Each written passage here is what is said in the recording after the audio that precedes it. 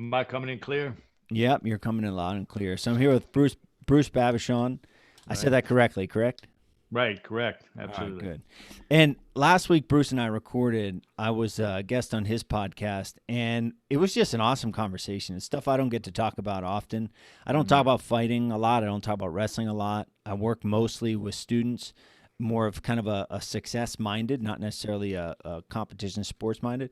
It was just an Hmm. awesome conversation. So I wanted to have Bruce to the show to kind of continue that conversation, but also pick your brain and learn about you because I've known of you for probably a year or two. My friend Jim Hmm. Harshaw, I believe you were a guest on his show. Right. Absolutely. It was just neat connection, and you're involved in combat sports, and Hmm. I just want to talk shop, man. So welcome to the show, Sure, Bruce. man. My pleasure. Thanks for having me, man. And you're not too far away from me, are you? Are you in the Maryland, D.C. area? Yeah, I'm right outside Washington D.C. in Bethesda, Maryland. Like half hour outside Washington. Yeah. So I guess let's get because part of this is me just getting to know you. It's weird. Sure. You and I have talked a lot about some deep Right. stuff, but I don't know a Right. lot about you and just know what your Right. website says. Right. Right. So let's kind of get back to the beginning, just a little bit about you, your growing up, and then how you got involved in the sport of boxing. Sure. So I always say this that everything good in me can be traced back to two places: my parents and a place called the Silver Spring Boys Club, right outside Washington D.C., where my parents took me, and I was fortunate enough to be surrounded by tremendous men, tremendous role models. My father was a coach, and from the earliest age I can remember, I was being mentored and being loved and surrounded, but being mentored to what it meant to be a good man, what it meant to try hard, the importance of effort, um, discipline, and suffering and sacrifice for something a worthwhile cause. I was not a, I would say I was a good athlete. I was a smart athlete. I played, I started learning. In fact, I started learning boxing when I was about 7 or 8 years old at the Boys Club. They had a program there, and that's where I started to learn boxing. But my father was a football coach, and so we ended up moving to football, baseball, basketball. And during that time, uh, I was unaware of the fact and unbeknownst to me that I was being conditioned to understand how to build programs, how to instill a winning attitude. And so, if I think back now in retrospect, the die was cast for me pretty early in life that I was going to be a coach. And because those were the men I most revered, those are the men that I most aspired to. And I always say this to my athletes. There's something I know. There's a few things I know about every single person before I ever meet them. And one of them is that we're all seeking someone's approval, whether we're aware of it or not. And when I look back over my career, I always wanted to know. I wonder if the way I live my life and the contributions I made would have made those men proud of me. And so for my entire life, I've sort of been I've had this deep relationship with these men. I haven't seen many of them for 50 years, but they still profoundly impact me, and I think of many of them every day. And so I went on to high school, played football, baseball, went on to college, played baseball after college. I'm one of these guys that wants to see what my limits of my body are. So I took up powerlifting and bodybuilding and competed in both. I was actually quite successful in in bodybuilding. But then I stumbled back into the boxing gym because I just felt like that's something I wanted to do. And I realized early on that I was smart and that I was tough, but not extraordinarily talented in something I'd love to do. And so I ended up being a sparring partner. And when you're a sparring partner in that particular sport, you're not really coached. You are, quite your utility, I guess you can say, for more the fighters that are getting ready. So I lived in LA and trained in LA and Chicago and around the country. And I, would be in the gyms wherever I was at, and I would train and I would help the guys as a sparring partner get ready for fights. But I was smart enough to keep my mouth shut and to listen to was coaching them and watching the way they were being coached and what the coaches were saying. So it wasn't as much, I was constantly learning, the skills and the techniques and the strategies and the concepts of fighting. But I was also learning how the best coaches coached. That And go ahead. I was going to say that's an interesting thing because I think most people I know we talked about my story on your show, but Sure. Sure. I was there watching the guys because I was Right. trying to be the guy, right? And so what Right. drew you to, hey, I'm not going to try to be a boxer, I'm going to try to be a coach. Like what drew you Well, to that side of it? because I knew early on that first of all, boxing is a sport that unless you're going to excel at as a professional, you shouldn't get into it. The sport's full of, all fighting sports are full of dreamers, and that's awesome. And I want people to pursue their dreams, but boxing is particularly utilitarian, and it takes as much as it gives a lot of times at the pro level. And so I realized that I didn't want to do that, and I didn't have the talent for that. Uh, I found the gym very challenging, but I was drawn to the relationship between the athlete and coach. Like I had said, my whole life I had been drawn between that. I sort of took whenever I watch a game, I'm always watching the coaches on the sidelines. Like I love football. I coach high school football as well. I was growing up, I was always watching the interaction between the players and the coaches. Of course, I was trying to figure out the strategies and things like that. But most importantly, uh, I was interested in the relationship the coaches had to the players. And when I would look at a coach, the way that I would judge a coach would be the way his athletes talked about him or her, not whether they won championships or not. Of course, that's one measure, and that's a measure we all aspire to.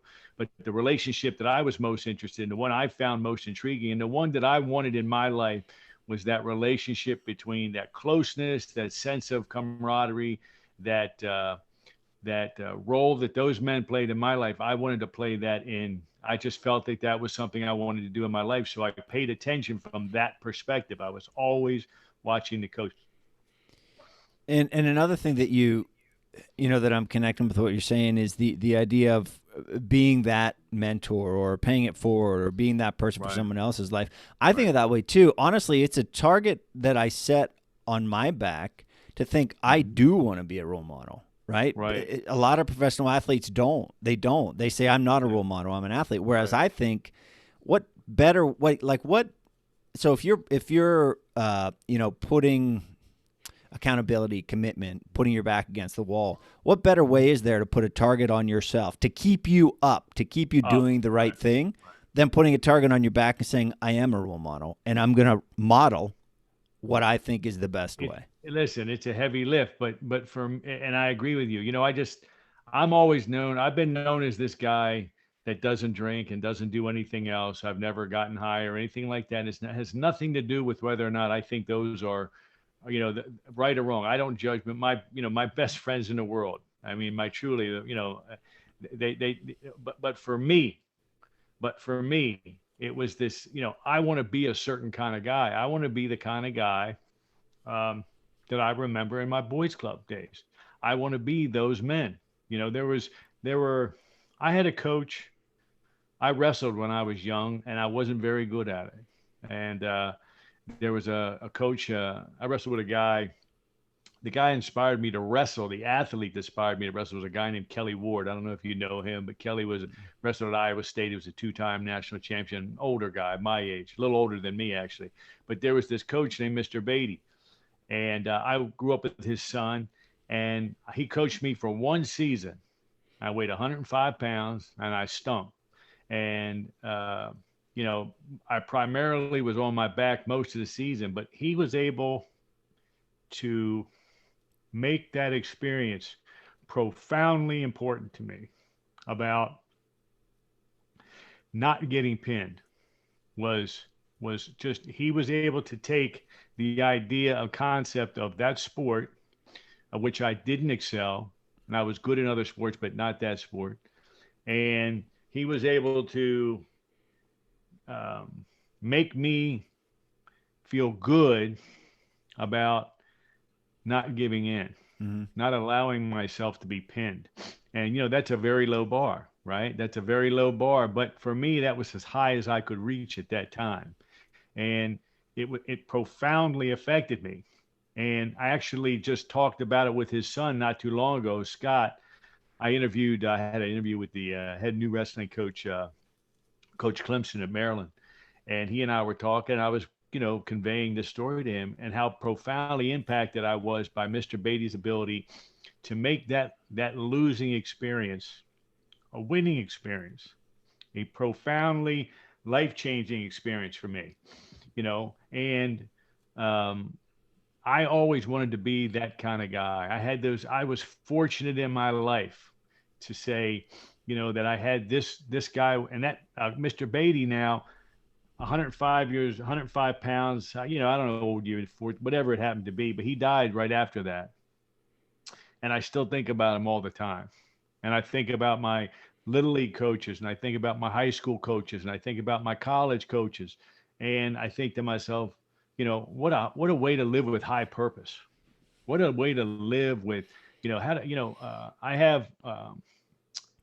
I have lots of friends in my life.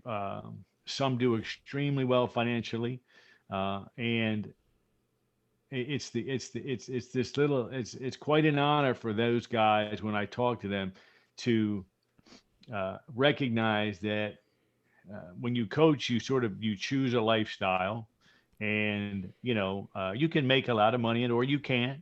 But I don't know a single coach who's any good that got into the sport for money. It's got to be deep in you. It's got to run through your veins.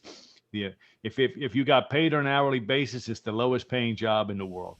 But if you get paid back by what you get back from your athletes, you are extremely rich. And so I always wanted to have the same impact those guys had on me, and that's why I gravitated to coaching.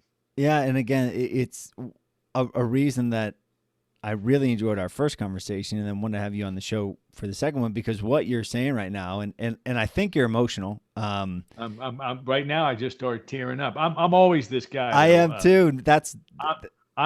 Listen, I tell my athletes the first day I met them, I'm close to tears and temper at all times. And I can go back and forth, so 1 minute we'll be losing. I'll be crying with you. If you don't do good in practice, you don't want to see me. I'm gonna use that, man.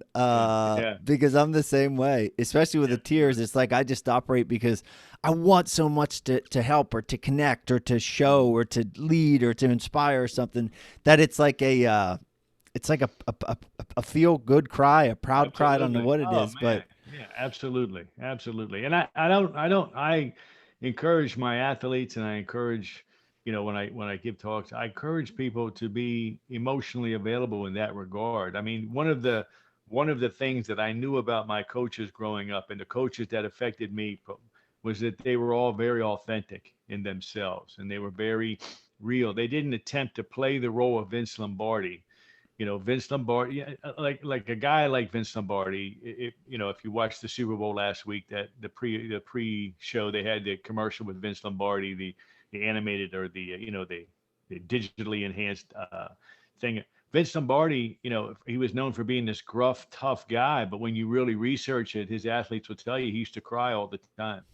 He was an emotional person, and I think that when you're that kind of guy or gal and you're a coach, that type of authenticity matters. I think that athletes and people in general, if they know you care about them, you can get the most out of them.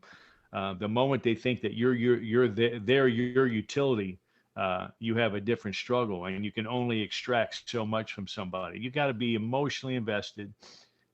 And most of the great coaches I know, none of us are out there, we're on the sidelines, we're trying to win. I don't think there's a human being on the planet that wants to win more than me. I believe that winning is wildly important. But I would put my emotional investment with every athlete I have up there with anybody else's as well. And sometimes we don't win. And that's, there's another opportunity to teach. But, I think that being emotional like that makes us more authentic, and being more authentic allows us to connect at a deeper level with people that we're trying to have an effect on, because they know you care, you feel them, Yeah, and that authenticity you're talking about, and I'm speaking from my experience as a coach, but also as like a speaker, podcaster, et cetera. I think also, and my guess is you would agree, that as a coach, you kind of find your voice. So Absolutely. over time, and it's same with speaking and podcasting. When first talk I ever gave or you ever gave, hey everybody, I'm about, and then Right. eventually you realize. I'll never forget my first coaching experience, and I was a coach for 3 years when I taught, and then I was a coach for about 4 years when I was in grad school, and they were both wrestling, high school wrestling, and then college wrestling, and my voice evolved. I remember the first meeting I ever held for prospective wrestlers, and it was in between class, and it's like hindsight's 2020, but it was at the beginning of, let's say, sixth period. It was a room full of kids, like 40 or 50 kids. And I was like, Mhm. this is great, man. I'm new Awesome. here. Yeah. And I was like, this is going to be tough. And I'm a Spanish teacher, first year Spanish teacher. This is Right. going to be tough. This is for those of you who only want to work hard. And there's like full room. I'm thinking, yes. First of all, it dawned on me later that it's seventh, eighth, ninth grade kids didn't want to necessarily hear that, right? They Right. weren't like your casual fan, casual wrestler Right. wasn't really looking at that. And then later on, I realized, oh, they just want to get out of class. That's why Mhm. they were here. They didn't care about the sport of wrestling. They just want to be out of Oh class. my God. But eventually, I was a different coach in college wrestling, and certainly Mhm. now, if and when I go back to coaching, I'll be a older, more aware coach. Right. Right. So, talk a little bit about your evolution of So your that's a voice as a coach. yeah. So I think in my case, but in a lot of cases, I read a lot. I aspire a lot. I read a lot about coaches. I watch as many movies as I can about coaches. And early on, I think, at least in my life, I wanted to try and emulate coaches that I um, admired so much, and you know, I was watching college football one day, and I can't remember the book in specific, but the coach from Kansas State, the football coach, the older gentleman, I can't remember his name. He's very revered. He's historically great coach. He was talking, and he's this low key, very gentle guy, coaching these monsters. And he was just talking, and somehow they broke into this discussion similar to the one we're having. And he was saying that he had read a book and he had discovered that there are all kinds of ways to be a great coach, and that there is no great way. And when I was young, I sort of had this idea because I was from a generation of old school coaches, right? And a lot of them formed out of the Lombardi-esque type of approach, which is a fantastically powerful and successful approach if you're Lombardi, right? And but then I remember my high school football coach, who, I was on a high school football team that was undefeated. We won the states. We got ranked nationally. We're a very good program. And he was not a Lombardi kind of coach. He was a different kind of coach. And it began to dawn on me that you can be effective a whole bunch of different ways. And that kind of was like a freeing moment for me to say, okay, maybe uh, the way that I can approach this is in my own way. Now, what is my own way? And that caused me to sit down and begin to write. So I've got over the years, I've developed a document that's over 50, 60 pages long about how I feel about coaching. I have a little manifesto, and I talk about how I feel about this situation and that situation, how I feel about myself and how important it is. And so as I grew up, I wanted to be like the coaches that I revered. And then as I became a man and a better coach, I became myself.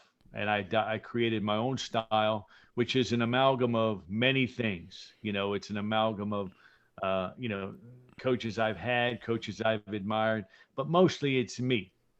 Mostly it's me taking the bigger principles of coaching and applying them in the way that I feel best and most effective. And I think that if I have, um, I was listening to Sam Ritigliano. He's an old football coach. He said, the really good coaches know when the kid needs a hug and when a kid needs a kick in the ass and which one and how to give it. And that's how, if I'm good at anything in coaching, is that I think I have a developed sense of empathy. I think I can feel my athlete, when they need to be spoken to, how they need to be spoken to, what they need emotionally at that moment. Sometimes what they need, and they're not, uh, sometimes you have to, sometimes you feed them like baby birds, and then sometimes you have to cram stuff down their throat, right? And some kids are harder to reach than others. The ones that are harder to reach tend to be the ones that need you and love you the most. Um, but I've developed this. If I have an ability, it's my ability to modify my coaching approach to the needs of the athlete. And I coach football, even though that's entirely a team sport. I coach football. I'm coaching the team and I'm coaching the 60 individual athletes that are on the field.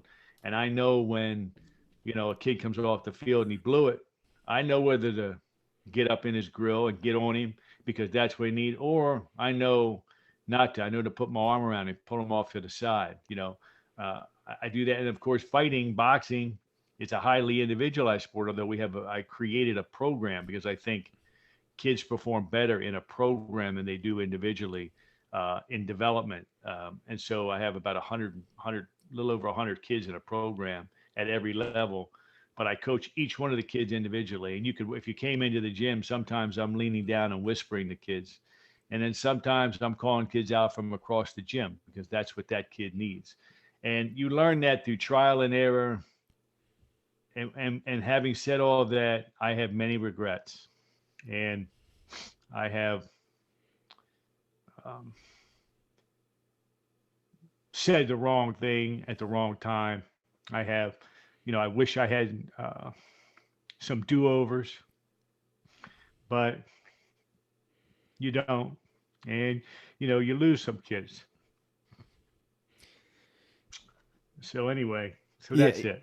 Yeah, I mean, there's a lot in that too. It's a lot in all you can do. It, like I was saying earlier about being the role model, right?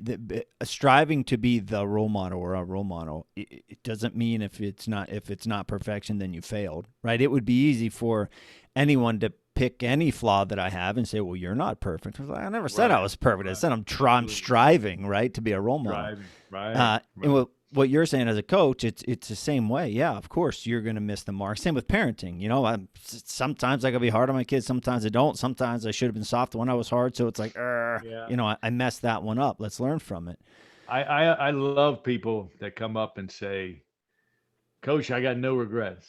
I go, "You got no regrets? You got no regrets? None? Not one?" I said, "Then you don't have character.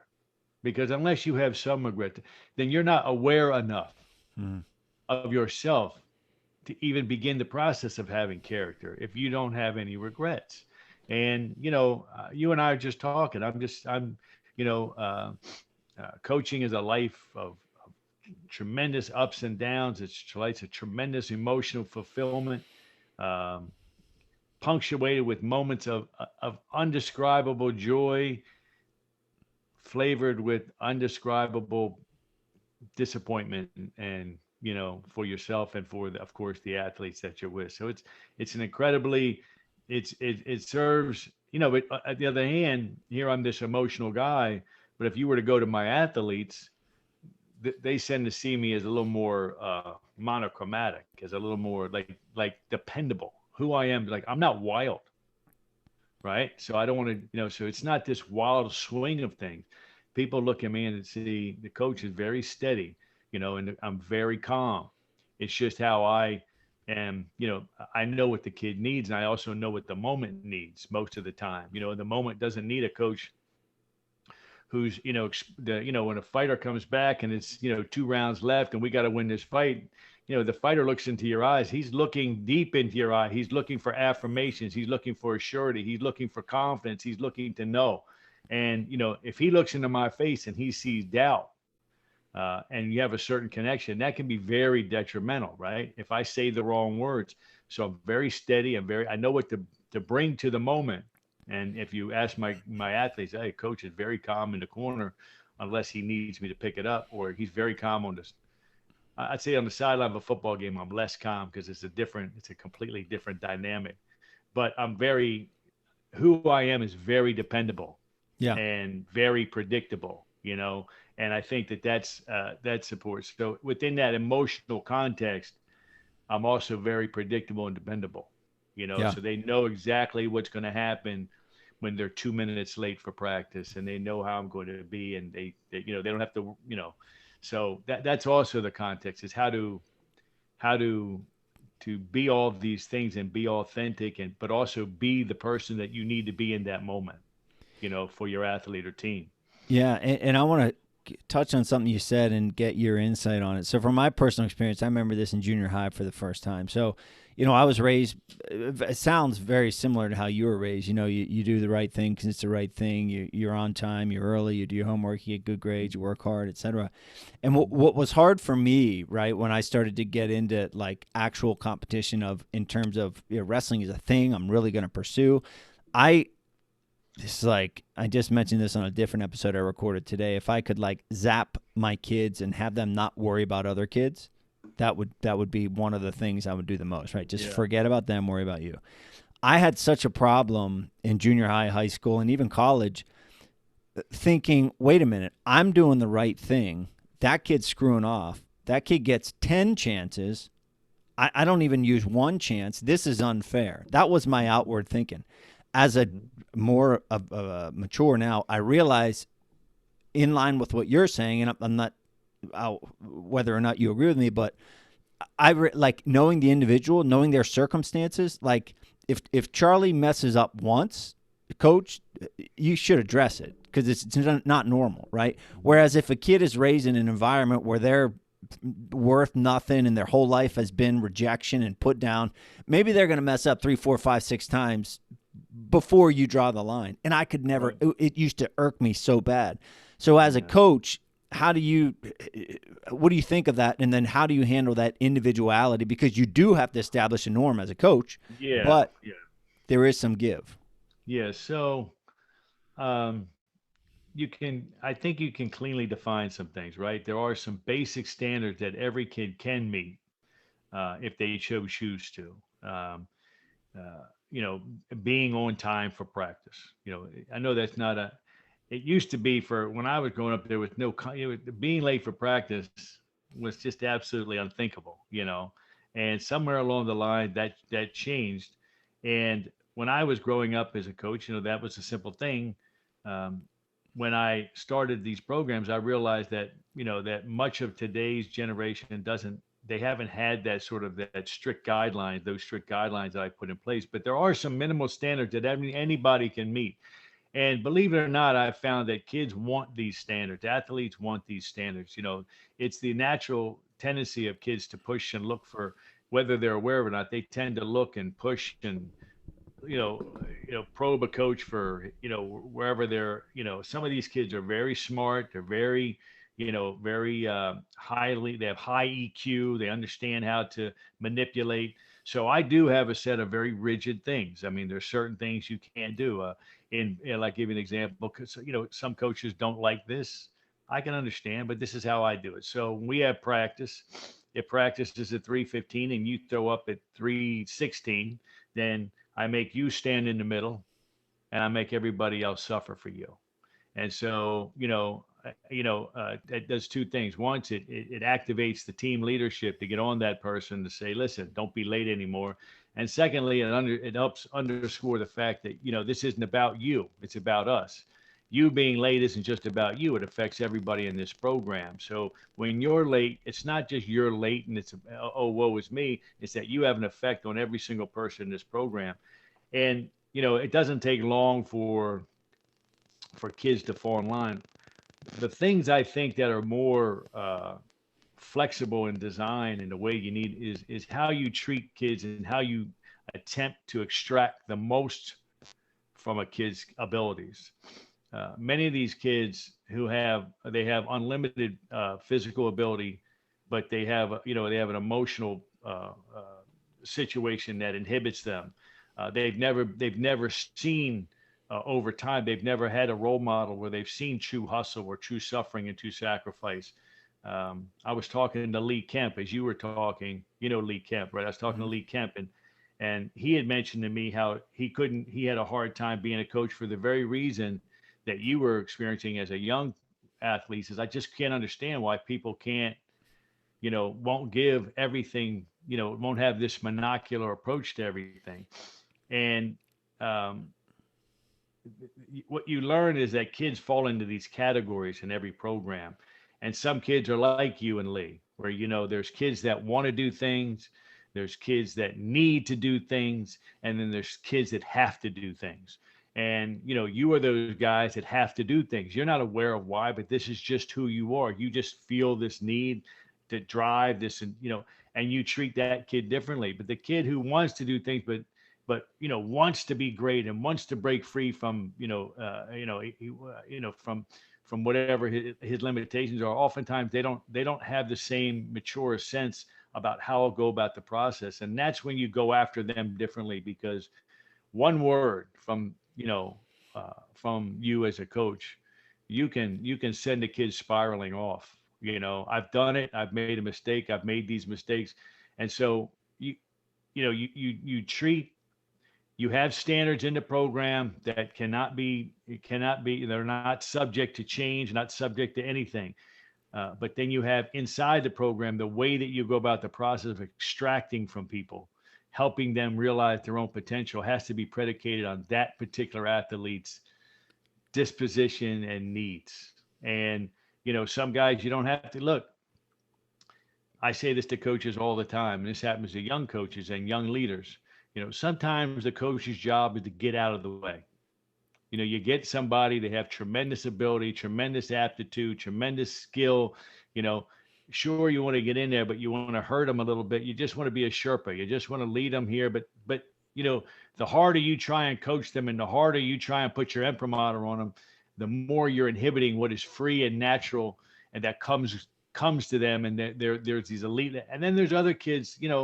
Like I have in the program, I tell everybody, I got kids that compete at the world-class level, and I got kids that can barely make a fist. The standard is, right, we judge you on your effort. And, I'll coach anybody that puts out the effort just as hard. And sometimes the way that I coach the elite level kids is to coach less and let them to be more artistic and free with their abilities. And the way that I coach the less talented kids is to help them find their abilities and to get into their silos where they can be expert, or they can work on specific techniques that allow them to work on, strategies or approaches to the game that allow them to compete. So, a coach's job or a leader's job is very dynamic. It's not barking orders. It's not, setting up a program. There are instructors, there are teachers, and then there's coaches, right? So instructors are the guys and gals that have a technical expertise, and they can teach you something, or they can show you how to do something. Those are instructors. You have teachers that teach the sport, and they teach about life to the individual. They teach more than the sport. And then you have coaches who build programs that leave legacies, so that kids are not only learning about the sport and learning about the life lessons, but they're also being immersed in something that is much more profound and much deeper, is that they're part of it. They learn how to be part of a winning organization and a program.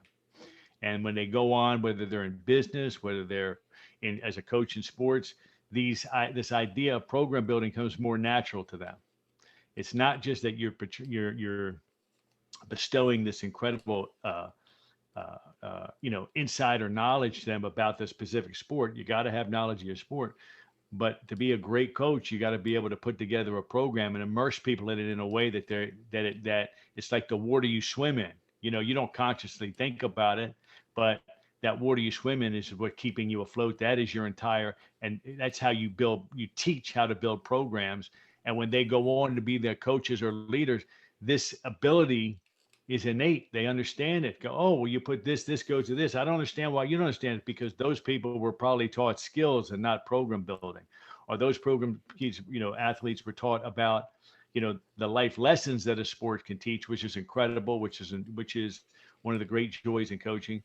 But the real coaches teach program building. And that's why if you look at a coaching tree for any of the great coaches, you look at Nick Saban's coaching tree, or you look at, Bill Walsh's coaching tree, or anybody, they have all these, it's not coincidental. And it's not because they possess knowledge of a sport that other people don't possess, is that they possess the ability to teach program design. and to immerse their athletes in programs that they can then take and turn into, great real estate companies and great technology companies. And, to them, the idea of program building and coaching comes natural. And that, I think that's kind of it. And you just have to, young coaches or instructors, uh, young, or instructors, you get to the point where, like, when you're a boxing coach, you tend to be a teacher because you don't have a program. And then you're a sports coach or, a football coach, you tend to be, or you want to be to a program builder. And, that's kind of how I kind of look at it. No, I love it, and it's perfectly applicable. Obviously, you speak and you work one hands on as well. I mean, Yeah. it's Yeah. very it comes out very good. Yeah. The So again, relating this back, two things that kind of popped out. This is the second time this one thing popped out. I was thinking back to something you were saying earlier made me think of when I would work construction in the summer, right? And I wasn't like a guy who worked construction sun up to sundown for 10 years of my youth, right? I did it like 4 or 5 years. All the bosses liked me. So I was, it was hard work, but I Right. wasn't like the recipient of like harshness. But Right. I always, in retrospect, today, I look back and think, I didn't learn anything. I was just Hmm. doing task, pick Right. up, put Right. down, nail. Like I didn't go deeper at all. So when you're talking about Mhm. the person who's simply, this is the technique, do the technique. There's more Mhm. to it than that. That's the Absolutely. actual A to B to C. But then there's like subjective stuff or mindset stuff or framing or psychology that goes into it. And then next, what you said about the building of programs, I more and more so when I thought explore about getting back into coaching, I haven't to this point because of the investment that it is. And I'm not talking money investment. I'm talking like, all right, this is a big deal. Right. I'm not just going to go to the Right. wrestling room. Like I got to get from the elementary program, the middle school, high school, parents, community, boosters, like everyone. And while some of what you're saying about bidding a program is, the instruction, the way you interact with your students, there's some like hard skills, but there's also a lot of soft skills. But it Right. wasn't until later on in life that I realized how valuable, I'm thinking wrestling, the elementary program is to the high school success. It's like Absolutely. the people who coach, all of it. Yeah. It's interesting. I was just having a conversation with a buddy of mine who coaches. We were on the subject. He coaches high school football, and we were talking. And around here, there's a school called Damascus High School, and of late they've been the perennial powerhouse, and it goes through cycles. And so for years, the school, one of the schools where I was at, we were a perennial powerhouse, and then where I went to high school was a perennial power, and right now it's Damascus. And 2 years or a number of years, maybe 3 or 4 years ago now, we were playing in the state semifinals. We had taken the team to the state semis. We win this, we go to the state championship, and we were playing Damascus. And I remember arriving. The team was on the bus, and we were coming, and we were playing on their field this week. And I remember getting to the field, and I remember looking out on the field, and I saw 50 little kids, 7 or 8 years old, running around in Damascus shirts, same colors. They were informally running, plays, and I could see it was the scheme that the high school ran. And I walked out, and I had this thought inside my head. I said, "This is what we're up against. We're not playing. This game is occurring today, right? But it started 15 years ago." When these little kids were out there learning how to be part of this big, and those little kids aspired for something. Their whole going life was to play football on Friday night on that field in a real uniform that school wears. And I walked down and said, we're gonna have to pull something off, and they beat us up pretty good that night. But to your point is that right? To be a good coach, a coach, not a teacher, but to be a good coach, you have to be willing to take on the concept of building a program. And that begins way before those kids ever get to your program or before they get to your team. It begins down the line. And that's where you build, that's where a coach has an effect on his community or her community, and they can change lives, you know, from the ground up. A coach at the high school coaches and the college coaches in their communities get to change massive number of lives that they'll never even come in contact with, right? But they're building these things, and kids are aspiring, and they're in these programs. And like the good coaches go out and they meet with all the little league coaches, and they say, this is the way that we do it, and this is our ethos, and this is the way I'd like you to run the program, and this is, and you get the community to buy in. And then all of a sudden, 10 years later, those kids arrive at your doorstep, right? They understand that they're part of this thing that's bigger than themselves. They're not just playing football. Right. They're not just wearing the blue and the white that week. They are representing their community, right? They're representing, the little league guy who was the banker at the bank, Mr. Jones, right? The school teacher, the sixth grade school teacher. They're representing all those people. When you get all of that focused on a single point, it's much more powerful and significant than just thinking you're going to coach a team up to win a game. It's a much different process, and that's where coaching comes in. And I always I've had this discussion with many young coaches. Kid will come and say, Coach, I'd like to be part of the program. I said, well, what can you do for me? And so, well, I can come in on these are the days I can commit. And, I said, then you can't coach. I said, I appreciate that you want to come help, but this is a major endeavor. And if you can't do that, you don't have the right to coach. Just because you're willing to coach or you want to coach, you don't have the right to coach. Coaching requires that you subordinate many other things to this. And if you can't do that, then you can only be a teacher. Then you can only be an instructor, but you can't be a coach, because a coaching is a different type of commitment. Yeah, you and I get choked up at the same things when you were talking about the community and everything. I was feeling it as well, and I'll never forget. Like, two things I want to connect that to.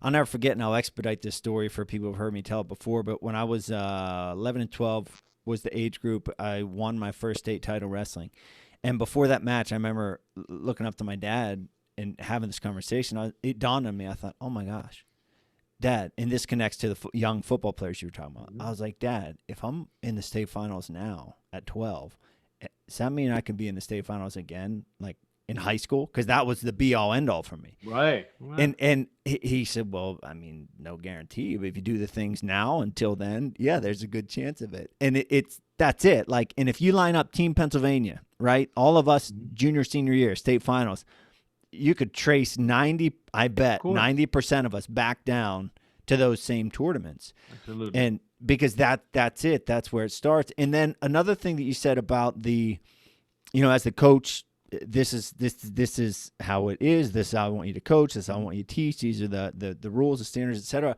It's easy. For example, Cale Sanderson at Penn State. When Cale came in, he brought his team of coaches with them, right? Mm-hmm. And what a lot of outside people don't understand is, okay, maybe there's a person in a position to coach in a junior high wrestling program who's just doing it, just going through the motions and just doing it, right? New coach comes in, they bring their team with them. That coach, gets replaced by another coach. It's easy to point the finger and say, oh, so-and-so's coming in and they brought their team. We're not good enough. But it's like, listen, folks, this is the way it is. We're here to win. We're here to teach, to educate, inspire, all-encompassing. This is the program. So sometimes, like, you got to break an egg to make an omelet. Sometimes 100%. That happens, right? Sometimes you get rid of people 100%. Because I was Dan Quinn, who is he's now the offensive coordinator for the Cowboys, but he went to college, the same college, and I was talking to Dan, and he was the head coach of the Atlanta Falcons, and Dan was talking. He said, Bruce, when you're a coach, you get judged by the performance of other people, your players and your assistant coaches. And, where most of the time it's just, you get judged on your own performance, or maybe, your players' performance. But as you go up, that pyramid of people you get judged by gets much bigger, right? And the responsibilities get much broader, and it gets much deeper. And the coach's responsibility gets really deep. And, if a guy or gal has a system and it's developed, look, you see coaches come in and they come in and they bring in their friends. Well, that's one way to approach it. right? That's not the right way to approach it. The way you come in is you develop people who are of a like mind, who buy into your systems and your processes and your philosophies about the way you want to go about things. And then when you bring somebody in, if you're going, unless somebody is there who brings a special talent and will buy into your system, if the first thing out of their mouth is, well, this is how we did it here, then that conversation's over. Appreciate it. Good luck at your next job. If you got to be in part of the system, you got to be part of the program, because every kid is being immersed in that. And I don't want to have conflict with any of my assistant coaches. In a boxing program I have, if I have a coach who wants to teach off on their own, I say, good, go to another gym and teach off on your own. Go do that. Go teach them that style, because that's not the style we teach, or whatever it happens to be. So, don't get mad at a coach who comes in and cleans house sometimes.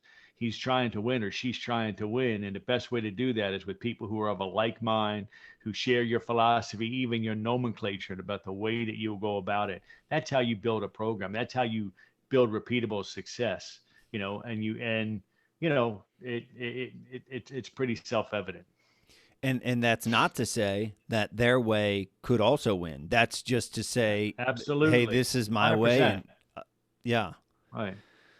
100%. There are a lot of great coaches who don't agree with me. A lot, and this is not arrogant to say that I would never say that I'm the best coach. I only know what I'm responsible for, right? I'm responsible for the production of my athletes.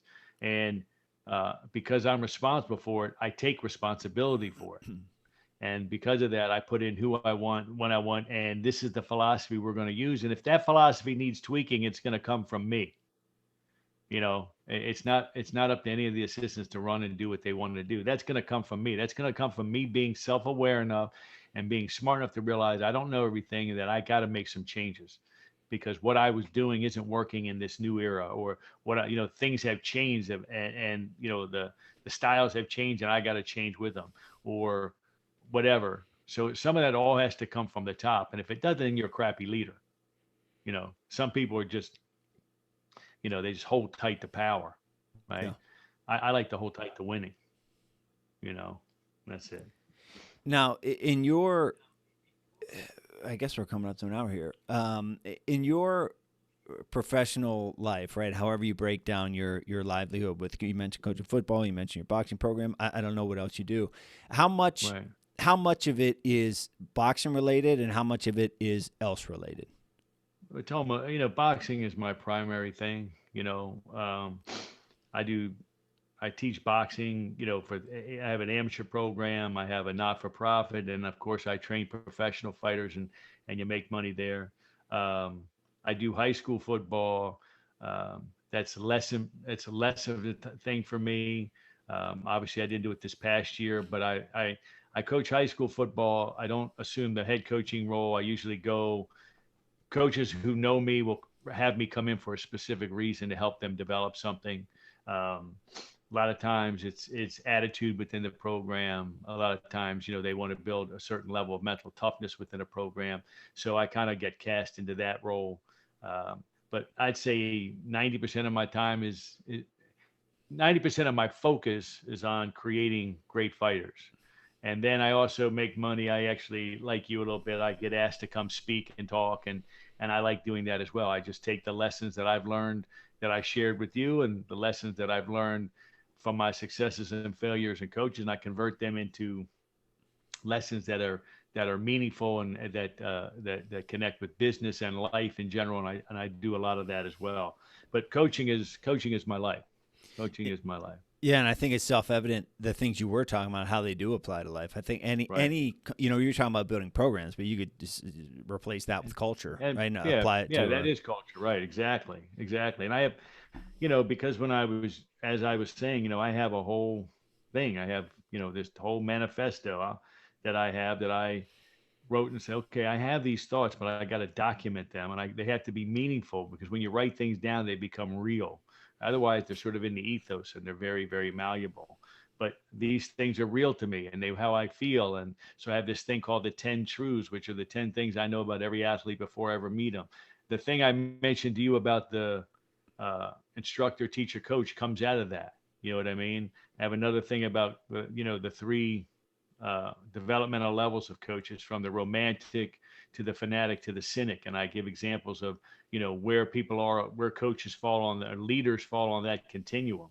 Um, you know, um, and how important it is to stay connected to the romantic side that started you as a coach in the first place, because the further you move to the right on that continuum, the closer you become to a cynic. And we've known leaders that treat their employees this way and coaches that treat their athletes as utilities, right? You can't get much from them. And especially when you need to draw something from them that is special or something that is extra. When you treat people like utilities, you can't get the most. Only when you're romantic, only when you have a deep, abiding, loving relationship with the people that you serve can you draw and extract the most from them, especially in the moments when you need to do it. Especially when the moments you need to do it. Yeah, real quick side note: I was watching Last of the Mohicans yesterday, and Huh. it was one of the interactions between one of the generals and the other people. But anyway, the general was trying to get the regular people, the townspeople, to fight for them, Mm-hmm. and he said something like, he just asserted his power. It said they're going to Right. work, they're going to fight for us regardless. And I was just, it is an example of what you're saying. Those guys aren't Right. going to fight for crap if you're going to lead Right. them like Right. that. They got to buy They give into you it. the minimum effort. They give Yeah. you the minimum effort required to sustain. And I always I encourage people, if you want to see the perfect example of this play out, go to it's a 30 for 30 on ESPN. It's called "Of Miracles of Men." It talks about the 1980 American hockey team when we beat the Russians in hockey. Just the dynamically different approaches that the two coaches and systems had towards their athletes and what it ultimately produced. And and you have it. But the interesting is you get this all from the Russian side. You get the Americans aren't involved in this, so you get the Russian perspective, and it really highlights what you and I were just talking about. That program was started by a romantic, a coach who loved his athletes, had an affair with the sport, and it was just and it was that whole thing, and he built that program. But as the powers that be got involved, right? They put in somebody who was more of a tactician and a fanatic, and left unchecked, he turned into a cynic. So they fired the original coach and they put this guy in. Of course, when he played the U.S. team, a group of 18-year-old college kids, we sent over what? A group of romantics, right? And they fielded what was supposed to be the best hockey team in the world, which is a team of cynics, a utilitarian team. And we went out there and we won. And when their coach needed to be able to draw from them a higher level of performance, he was unable to tap into that spirit that gives you that extra push, in the closing seconds of a fight, that gives you that extra hour when you need to close on a contract. You're unable to tap into that. But when you stay a romantic, you're able to tap into that human spirit, that animal spirit that people have, and you can extract that difference maker, that thing that makes the difference. And that's why when I talk about coaches, I say you better stay romantic, because the moment this becomes about you and winning, and that's the only two places you get your joy, you're going to not be an effective coach. You know. I was trying to explain to my wife something. I forget exactly what she was talking about, but I whatever she was talking about, I said, like, that just feels right, right? It just feels right. It feels proper. It feels like the way it is. As you're Right. saying this stuff, I'm thinking my existence as a human, like, this is it. This is the stuff Right. that I care about. This is the stuff that I Right. love, and whether it's with athletes or students or professionally, it's just I'm listening to you talk, thinking, I don't have any idea what your lifestyle is, but I'm thinking, Mhm. boy, this guy's like really found his spot in life, right? So it's Mhm. in that, if you read about Thank happiness or you learn about happiness, it's you. like that's happiness, right? I would Feeling like to that, die. I would like to die doing what I do. That's for sure. You yeah. know. But Charlie, the thing about you is that from my two interactions with you, you're a romantic. You're able to keep in focus the thing that matters most is your affair, your deep emotional connection to your sport and to the people that you're trying to serve, right? The moment that changes, that's not your authentic self. you become more about the money. You become, it's an ironic thing. It's really ironic, the more we focus on the things that's supposed to get us to where we're trying to get, actually pull us further away, you know, and just staying grounded in that love affair and your honesty and your authenticity. That's what keeps you attracted to people. Anyway, that's Yeah. my assessment of you. No, this has been awesome, man. To round it out, I hope we get to connect, or I mean, I guess we can make it happen to connect again Yeah, in the absolutely. future, on or off air. I Absolutely. just enjoy talking to you and hearing your thoughts. But take a minute or so to send us off and let us know where we can find you, your podcast, your website, etc. Yeah. So I've got a podcast. It's called Your Corner Man, and I have guys, guests on like you, Charlie, and other. I try and bring on athletes or people who have a unique story. I try and in the podcast, I try and relate the story to the bigger ideals that can be used in business. But I'm really talking about the lessons that sports teach us. I want my guests all to be honest and authentic and describe some of their failures and how they've overcome some of those things. And I'm trying to appeal to the audience of athletes, coaches, and business people who appreciate and take and understand the lessons that sports can teach us about life and business. And then I have my website is yourcornerman.com. If you have an event, I do a lot of speaking and stuff like that. And I love doing that. And of course, if you're a young athlete and you're somewhere in the back of your mind, you need a place to fit in, um, maybe not working for you in other team sports or something like that. You can always contact me. I know most every boxing coach in the country. If you're not in my area, I'll send you one. Boxing can be an alternative. You can really find yourself in the gym, and then from there you can build a career and a life from there. This has been awesome, and also you're only a couple hours away from me. So once Yeah, everything clears up, I would love to come down and hit mitts with you. I think that'd I'd be love to fun. do it. A fun. Love to do it. Well, it's a date. As soon as as Yeah, soon as absolutely. whatever we're clear, all Right. cleared. I'll be down, man. Thanks for having me on, Charlie. I truly appreciate it. It's my pleasure, buddy. Thanks, Bruce.